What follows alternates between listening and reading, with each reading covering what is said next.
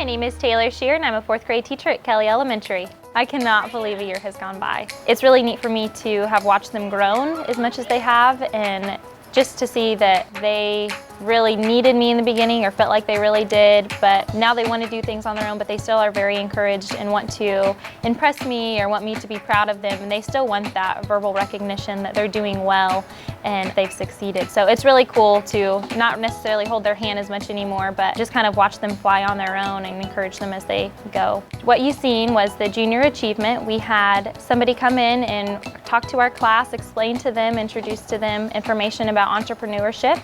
And so they learned about businesses and revenue and how to advertise and how to come up with catchy slogans and losses and profit. We took all of the information that we learned from our junior achievement leader, and the kids were able to come up with their own store idea, and they did it completely on their own. I did not help them. They came up with what they wanted to sell, what their prices were going to be, what their slogan was, how they were going to advertise, their own commercials. 3, 2, 1. Ice cream and lemonade, you won't need first aid.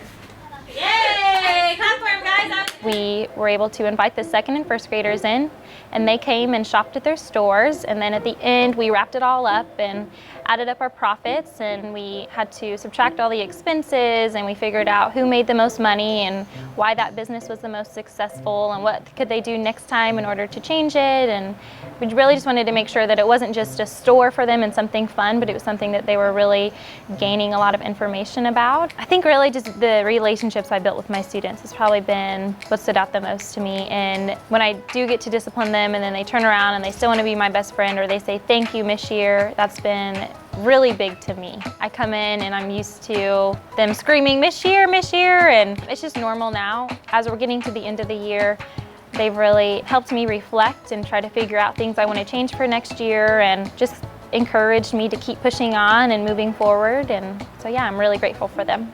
Well, I'm actually moving to 3rd grade, so I'm looking forward to a change in curriculum and just to start over again and make some changes. I've learned a whole lot this year, and I am excited and really anxious to kind of revamp my teaching style and just start incorporating some new strategies. I'm going to have my kids write the 3rd graders a letter and just saying, here are some things you need to know about this classroom, maybe about Miss Scherer, here's the things to look out for this year. And so I'm really excited to pass those out to all the 3rd graders, so they'll kind of know what to expect. And I'm just, invite them into 4th grade and let them know that they can do hard things and then that they can be successful, and they're going to go through a year of growth with their friends and just with their schooling, and they're going to come out and be successful. And I think 4th grade, it really kind of starts to sink in that I'm getting ready to leave elementary school soon and I'm growing up, and that's a cool transition to watch them walk through. With the 3rd graders who freshly come in, I feel like they're still just such babies. And so I'm just going to let them know that you're going to learn to do things on your own, and they're going to be hard, but I'm going to teach you how to be successful, and we're going to walk through everything together.